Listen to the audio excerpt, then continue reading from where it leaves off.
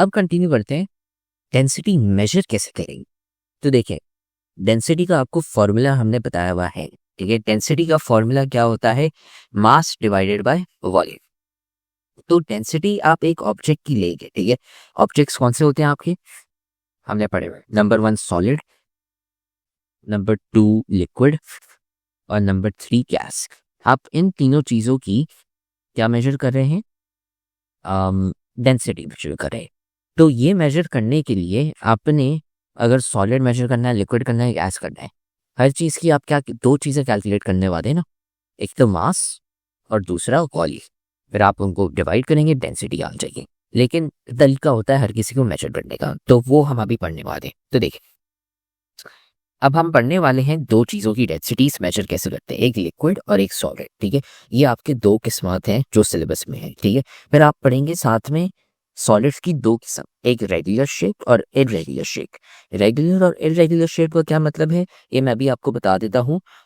ये जो आपने पढ़े हुए ना फिगर्स, जो आप क्लास 7 क्लास 8 से पढ़ते आ रहे हैं कि यार वॉल्यूम कैलकुलेट करो क्यूब का, क्यूबॉइड का, कोन का, ये है आपके रेगुलर शेप।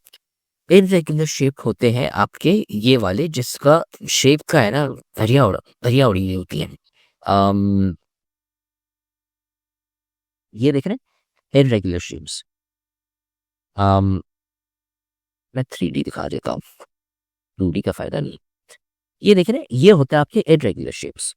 इनके आपने फॉर्मूला नहीं पढ़े हुए, क्यों, क्योंकि ये इररेगुलर होते हैं। रेगुलर वाले हैं ना, इनके आपने फॉर्मूला पढ़े हुए होते हैं। तो दो किस्म के है ना आपके शेप्स होते हैं सॉलिड में, ठीक है, और लिक्विड में सिर्फ आपका लिक्विड ही होता है एक, ठीक है। तो आप ये तीन किस्मात पढ़ने वाले हैं अब, कि इनकी हम डेंसिटीज कैसे मेजर करें, और बहुत सिंपल होता है, ठीक है। सबसे पहले आते हैं डेंसिटी ऑफ लिक्विड्स, कि अच्छा लिक्विड्स की डेंसिटी कैसे मेजर की जाए। तो लिक्विड्स के लिए सबसे पहले आपको क्या मेजर करना है, मास। मास मेजर करने के लिए आप क्या लेंगे, सबसे पहले एक आप मेजरिंग सिलेंडर लेंगे, ठीक है। मेजरिंग सिलेंडर जो आपने पढ़ा हुआ है केमिस्ट्री में, ठीक है, ये वाला मेजरिंग सिलेंडर, ठीक है।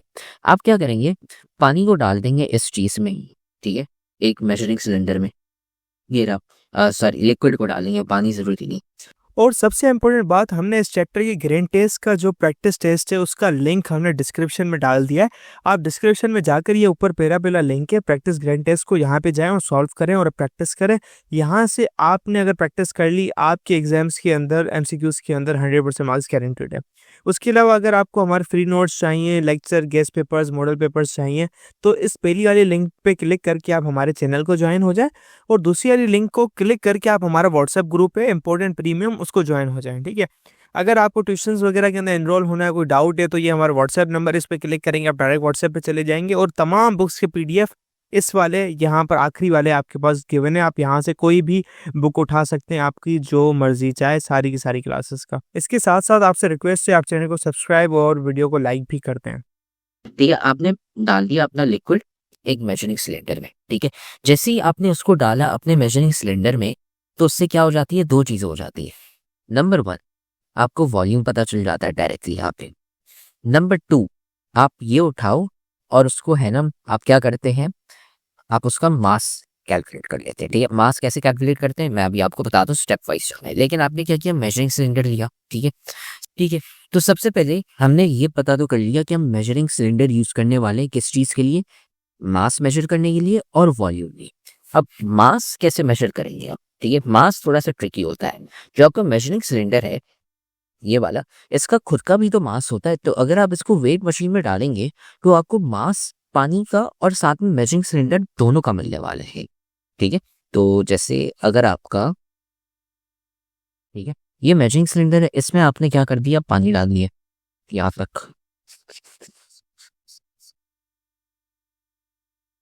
अब जब आप ये करते हैं और इसको डालते हैं वे मशीन के ऊपर, तो आपको जो मास की जो यहाँ पे रीडिंग आती है, जैसे मैं कहता हूँ 150 ग्राम, ये आपकी मास की रीडिंग है किसकी, मेजरिंग सिलेंडर प्लस वाटर की, खाली पानी की नहीं।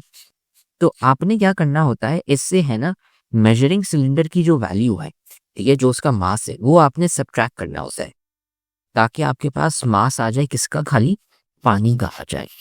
अभी आप मेजर जो कर रहे हैं वो सिर्फ और सिर्फ कर रहे हैं सिर्फ और सिर्फ पानी का, अभी सिर्फ मेजरिंग सिलेंडर पानी दोनों का। अब मेजरिंग सिलेंडर का आप मास कैसे कैलकुलेट करेंगे?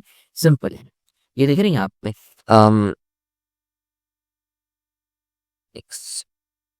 ये रही डायग्राम, ठीक है।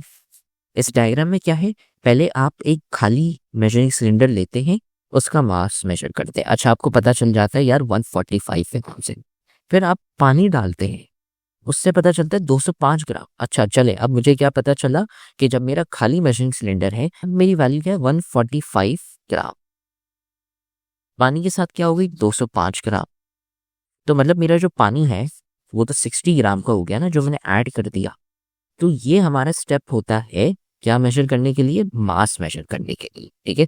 मास आप ऐसे मेजर करते हैं, पहले खाली मेजरिंग सिलेंडर लेंगे, उसका वेट कैलकुलेट करेंगे, फिर मास कैलकुलेट करेंगे, फिर उसके बाद पानी डालेंगे, पानी के साथ वेट कैलकुलेट करेंगे और देखेंगे कि डिफरेंस क्या है। वो है आपकी मास की वाली स्टेप नंबर 1। फेडरल बोर्ड के एनुअल एग्जाम्स का डर है, लेकिन ये नहीं पता कि तैयारी कहाँ से करनी है। दूसरी बात ये नहीं पता कि एग्जाम के अंदर सवाल का जवाब लिखना कैसे है, कैसे सेंटेंसेस को फॉर्म करना है, कैसे हमें फुल के फुल मार्क्स मिले। तो भाई घबराना किस बात से, हमारी बैच इसी प्रॉब्लम को तो सॉल्व करने आई है। तो आप भी हमारे बच्चों की तरह 97.8 परसेंटेज ला सकते हो, 98.27 परसेंटेज ला सकते हो, फातिमा की तरह, अगली फातिमा आप बन सकते हो। आप 505 मार्क्स ले सकते हो आउट ऑफ 520। अच्छा जी, कैसे? हम आपको सिखाते हैं कि एग्जाम के अंदर लिखना कैसे होता है, ग्रेड टेस्ट प्रोवाइड करते हैं। देखिए जी, हमारे पास है पाकिस्तान की one of the best faculty. आप कोई भी सब्जेक्ट लेना चाहें, आपका जो दिल करे, आप सारे सब्जेक्ट्स लें, सिर्फ और सिर्फ 3,000 रुपये में पूरे साल में। आपको एग्जाम राइटिंग मेथड सेशन दिए जाते हैं कि सवाल का जवाब लिखना कैसे, डिफरेंस वाला अलग क्वेश्चन, डेफिनेशन अलग, एग्जाम्पल वाला अलग, मैथ के सवालों का जवाब अलग होता है। आपको टॉपर बच्चों के नोट्स दिए जाते हैं, आपको फुल बुक के notes, question answers, live classes के अंदर कॉन्सेप्ट पढ़ाया जाता है आपको, और उनकी रिकॉर्डिंग्स भी दी जाती हैं। भैया और क्या चाहिए? अच्छा, और मजे की बात, ग्रैंड टेस्ट से हमारा समझो पेपर लगता है। ये हमारा है केमिस्ट्री का ग्रैंड टेस्ट, इसका सवाल नंबर तुम नोट करो ये। तो भैया इस ग्रैंड टेस्ट में से आपके 3 सवाल लगे हैं क्लास 9 के केमिस्ट्री के पेपर में, इस साल जो नए सिलेबस से हुआ था 2025 के अंदर ग्रेड 9 का। तो इतने इंपॉर्टेंट हमारे ग्रैंड टेस्ट होते हैं, सारे आपको दिए जाते हैं। तो भैया देर किस बात की, इस नंबर पे कांटेक्ट करें और अभी रजिस्टर करवाएं। स्टेप नंबर 2, आपने मेजरिंग सिलेंडर लिया, देखा कि अच्छा उसको वॉल्यूम क्या है, पढ़ लिया आपने, रीड कर लिया, फिर आपने डेंसिटी उसकी कैलकुलेट कर ली फॉर्मूला लगा के, ठीक है। Measure the volume of the liquid, और फिर उसके बाद डेंसिटी कैलकुलेट कर ली आपने इस फॉर्मूला से, ठीक है। ये सिंपल सा तरीका होता है डेंसिटी मेजर करने का लिक्विड्स का, ठीक है। अब यहाँ पे सवाल दिया हुआ है, ठीक है। सवाल क्या है कि आपके पास एक एम्प्टी मेजरिंग सिलेंडर है, उसका वेट, उसका मास है 145 ग्राम्स, ठीक है। अब उसमें आप 60 ml का पानी डाल देते हैं। 60 ml का पानी डालेंगे तो 205 ग्राम आपका क्या बन जाता है, उसका वेट, मास बन जाता है। अब डेंसिटी निकाल। तो देखें, स्टेप नंबर 1 है mass. Mass of what? Only and only liquid. तो देखिए, आपका जो खाली मेजरिंग सिलेंडर है, ठीक है, इसको मैं यहाँ पे शुरू करता हूँ। आपका जो खाली मेजरिंग सिलेंडर है, उसका वेट क्या है 145 ग्राम, और जब पानी डाल देते हैं 205 ग्राम बन जाता है। तो आप क्या करेंगे, 205 को सब्ट्रैक्ट करेंगे 145 से। आप क्या कर रहे हैं, मास आफ्टर माइनस बिफोर कर रहे हैं। Mass of measuring cylinder plus water minus mass of measuring cylinder, जिससे आपके पास वाटर आ जाएगा। ये आप करते हैं तो आपके पास जो आंसर आता है वो आता है 60 ग्राम। चले, मास हमें पता चल गया 60 ग्राम के। फिर अब दूसरा वॉल्यूम। अच्छा, वॉल्यूम आपको क्या दिया हुआ है, वॉल्यूम दिया हुआ 60 ml। डेंसिटी निकालो, ठीक है। तो आप डेंसिटी जब निकालने जाएंगे तो T is equal to mass divided by volume, ठीक है। टी की जगह वैसे मैं बोलूँगा पेपर के लिए आप P लिखें तो बेहतर है, ठीक है। तो 60 यहाँ पे आ गया ग्राम्स, और उसको आपने डिवाइड कर दिया 60 ml से। तो आपके पास आंसर क्या आ जाता है, 1 ग्राम पर ml। ये है आपका क्या, पानी की, जो भी आपके पास जो ऑब्जेक्ट दिया हुआ है, लिक्विड है, उसकी डेंसिटी, ठीक है। अब आते हैं हम density of regularly shaped solids, ठीक है। अब आपके है ना सॉलिड्स आ गए। तो अगेन वही स्टेप्स हम रिपीट करने वाले हैं जो मैंने आपको बताया था। स्टेप नंबर 1 क्या है, आप मेजर करने वाले हैं मास। फिर स्टेप नंबर 2 आप मेजर क्या करने वाले हैं, वॉल्यूम। फिर आप वही वापसी कर लेंगे। तो अब इसका मास हम कैसे कैलकुलेट करेंगे, रेगुलर शेप्ड ऑब्जेक्ट्स का, ठीक है। आपने क्या लिया, वही वैसे वेव मशीन ही, अब वेव मशीन के ऊपर आप लगाएंगे क्या, अपना सॉलिड। ठीक है, ये मैंने वेव मशीन ली और इसको मैं 500 ग्राम कर लेता हूँ लेट्स से। और यहाँ पे मैंने है ना कोई ऑब्जेक्ट रख लिया। ऑब्जेक्ट मैंने क्या रखा, लेट्स से एक क्यूब रख लेते हैं।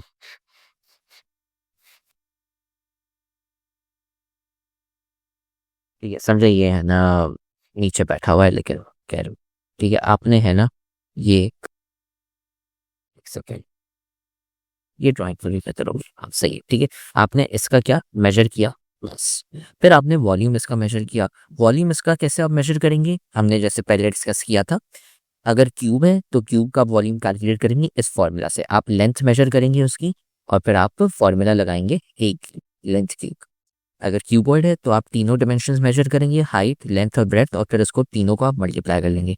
कोन है, कोन में आप उसका रेडियस और हाइट मेजर करेंगे और फिर ये फॉर्मूला लगा देंगे। सिलेंडर है तो रेडियस और हाइट करेंगे फिर by r square h. Sphere है, स्फीयर के लिए 4/3 बाय आर क्यूब करेंगे रेडियस मेजर करके। हेमीस्फीयर है उसके लिए ये पिरामिड, और प्रिज्म सबके लिए ऐसे ही फॉर्मूला पड़े हैं वॉल्यूम के। ये दूसरा हो गया। फिर आपने क्या किया, density is equal to mass upon volume करके आपके पास फाइनल आंसर आ गया। ठीक है, सो यहाँ पे भी ये लिखा हुआ है, find the mass using a balance. ठीक है, बैलेंस आप लोग को याद होना चाहिए, मैं दिखा देता हूँ बट वेट बैलेंस, ये होता है आपका बैलेंस, जिससे आपको वेट पता चल सके। ठीक है, इसके ऊपर आपने रखा अपना सॉलिड, फिर उसके बाद आपने वॉल्यूम कैलकुलेट किया। ठीक है, अब इस केस में क्या दिया हुआ है, क्यूबॉइड दिया हुआ है। क्यूबॉइड का फॉर्मूला ये हो गया, क्यूब है, क्यूब का भी मैंने आपको दिखाया था, स्फीयर है उसका भी ये दिया हुआ है। ठीक है, ये तीन तो एटलीस्ट आपको याद होनी चाहिए। ठीक है, फिर डेंसिटी का फॉर्मूला आपने कैलकुलेट कर लिया। अब यहाँ पे आते हैं, चलो अब इसका हमें कैलकुलेट करना है क्या, डेंसिटी। तो देखिए, मास हमें दिया हुआ है 3.3 kg। ठीक है, और हमें ये ऑब्जेक्ट दिया हुआ है। अब इसका हमें वॉल्यूम कैलकुलेट करना है, तो सिंपल है, density phi is equal to mass upon volume. Mass आपका क्या है 3.3 kg, और उसको डिवाइड आपने करना है। ठीक है, डिवाइड किससे करना है, वॉल्यूम से। लेकिन देखिए एसआई यूनिट क्या है, आपने एसआई यूनिट में आंसर देना है। ये आपकी जो वैल्यूज यहाँ पे दी हुई है वो किस में दी हुई है, सेंटीमीटर में। ठीक है, अब आपके पास दो ऑप्शन है, आइदर आप इस सेंटीमीटर को कन्वर्ट कर लें इनटू मीटर और फिर आपके पास आंसर आ जाएगा किलोग्राम पर मीटर क्यूब में, एक ऑप्शन ये।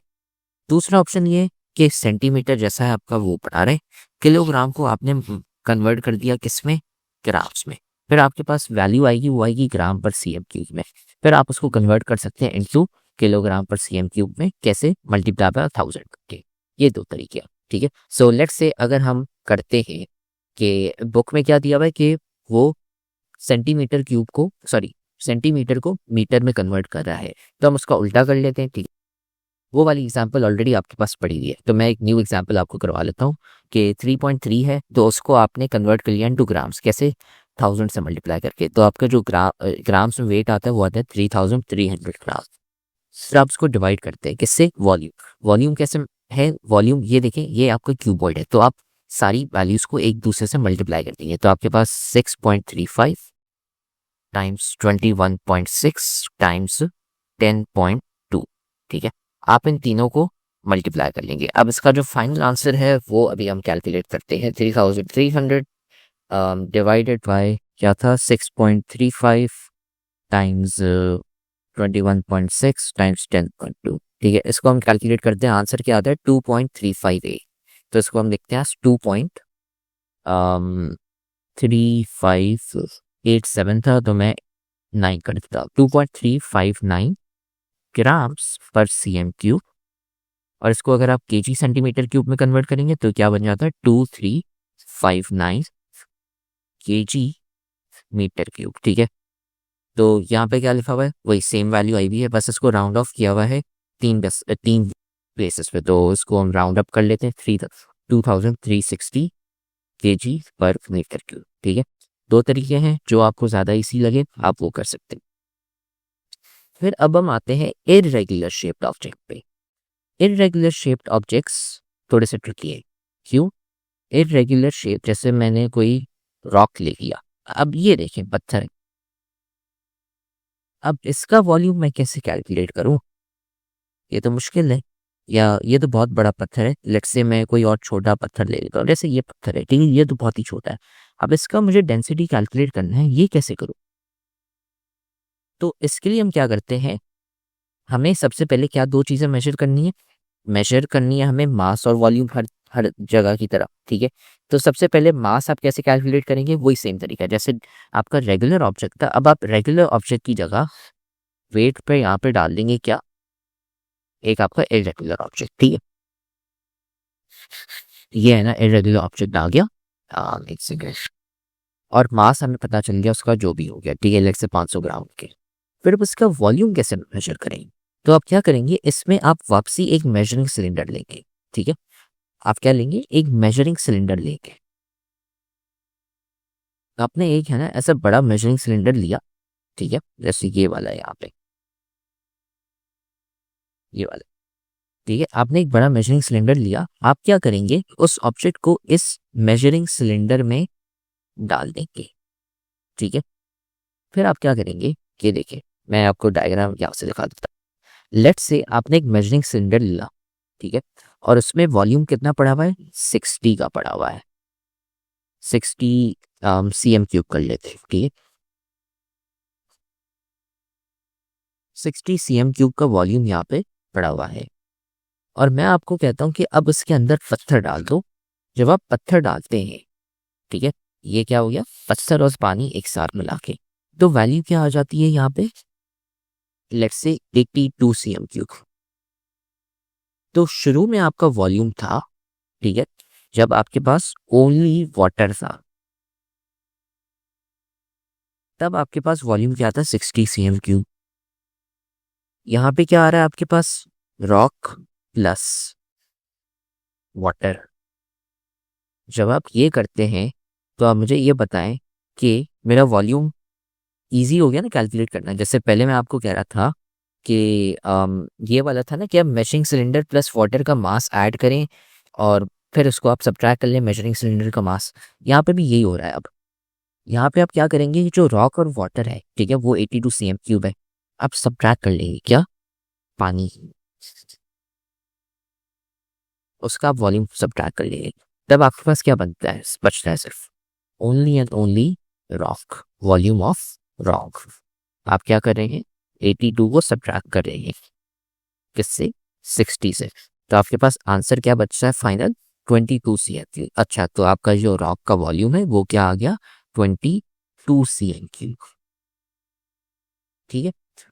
ये ऐसे कैलकुलेट की जाती है आपके इरेगुलर शेप की, ठीक है। अगर हम यहाँ पे आए तो यही वहाँ पे लिखा हुआ है, पहले आप मास कैलकुलेट करेंगे शेप स्टोन का, फिर आप पानी डालेंगे मेजरिंग सिलेंडर में और कोई एक इनिशियल वॉल्यूम होगा जैसे 60 cm³ क्या, फिर आप क्या करेंगे, उस ऑब्जेक्ट को डाल देंगे आराम आराम से हल्के हल्के से, ताकि पानी फैले ना, ठीक है, स्प्लैश ना। अगर आप पानी ऐसे फेंकेंगे तो पानी गिर जाएगा, तो आपका है ना फिर वॉल्यूम गलत कैलकुलेट हो, ठीक है। सो आप है ना एक थ्रेड को टाई करके आराम आराम से है ना उसको डालेंगे मेजरिंग सिलेंडर में। फिर आपकी है ना वाटर है ना वो ऊपर आएगा, उसको हम कहते हैं डिस्प्लेसमेंट, ठीक है। क्यों हो रही है, क्योंकि अगर स्पेस ले रहे हैं आप उसकी वजह से, तो आपके पास एक नया वॉल्यूम आएगा। आप नए वॉल्यूम को पुराने वॉल्यूम से सब्ट्रैक्ट कर लेंगे, आपके पास वॉल्यूम आ जाएगा। फिर वही फार्मूला आप लगा देंगे, density is equal to mass divided by volume. इससे आपकी क्या आ गई, डेंसिटी आपकी इन ऑब्जेक्ट्स की इरेगुलर शेप की। अब अगर हम यहाँ पे कैलकुलेशन करते हैं तो देखिए एक पत्थर दिया हुआ है, उसकी 80.52 ग्राम्स की क्या है, मास, ठीक है। तो P इज इक्वल टू हम क्या करेंगे, मास, मास हमें पता है 80.52 है ग्राम्स। अब डिवाइड बाय वॉल्यूम करना है, वॉल्यूम, वॉल्यूम कहाँ से है, ये दिया हुआ है यहाँ पे डेटा, ये देखिए यहाँ पे वैल्यू क्या पड़ी हुई है आपकी, ये पड़ी हुई है 18 पे, ठीक है। अगर मेजरिंग सिलेंडर की वैल्यू पढ़ना आपने केमिस्ट्री में सीखा होगा कि ये जो कर्व है ना ऐसे ही हो, तो ये जो नीचे वाला जो पार्ट है ना यहाँ पे, ये जो पेंड जहाँ पे आ रहा है, आप इसको कैलकुलेट करें, यहाँ से मेजर करेंगे, वो पेंड आपका आ रहा है यहाँ पे इस साइड पर, ये है आपका 18, सही। यहाँ पे आते हैं हम, यहाँ पे भी ये देखिए बेंड आ रहा है, ये बेंड किधर आ रहा है, इधर इस साइड पे आ रहा है, ये क्या है आपका 47। तो अच्छा, अब वॉल्यूम आपका क्या है, volume is delta volume, change in volume क्या है आपका 47 माइनस 50। किताब में 46 दिया हुआ है, आई थिंक किताब में कोई एरर है, किताब में यहाँ पे एरर दिया हुआ है, अगर आप देखें 987, तो हाँ पता नहीं, आई थिंक सो किताब में एरर है, उन्हें 46 ले लिया लेकिन है 47, बट हम कैलकुलेशन 46 से कर लेते हैं, ऑल्दो आंसर 47 है, लेकिन खैर किताब में प्रिंटिंग एरर है, इसका आपने क्या लिखना है, ठीक है। सो 18 एंड 47 को आप सब्ट्रैक्ट करेंगे, आंसर आपके पास आएगा 29, ठीक है। लेकिन चल हम 47 से कर लेते हैं, ठीक है। सो 29 आया, अब आपके पास 29 क्या आया, cm³ में आया आंसर, ठीक है। आई थिंक हाँ ये cm³ में, सॉरी ये मिलीलीटर में, यहाँ पे यूनिट नहीं दिया हुआ, बड़ी बात है। चले तो इसका आंसर जो भी 29 मिलीलीटर या cm³ डजंट मैटर, 29, तो इसको आप डिवाइड करेंगे, आंसर आपके पास जो है वो आएगा ये 3.22 ग्राम पर cm³ या मिलीलीटर, ठीक है। अब एक नई चीज मैं आपको पढ़ाता हूँ, 1 cm³ जो है, 1 cm³ वो बराबर है 1 मिलीलीटर के, ठीक है। अब इसके बेसिस पे आप है ना बाकी और चीजें कैलकुलेट कर सकते हैं, 1 मीटर क्यूब में 1000 लीटर होता है, ठीक है। ये है ना दो चीजें हैं। अब इससे हमारा ये डेंसिटी वाला पार्ट हो जाता है,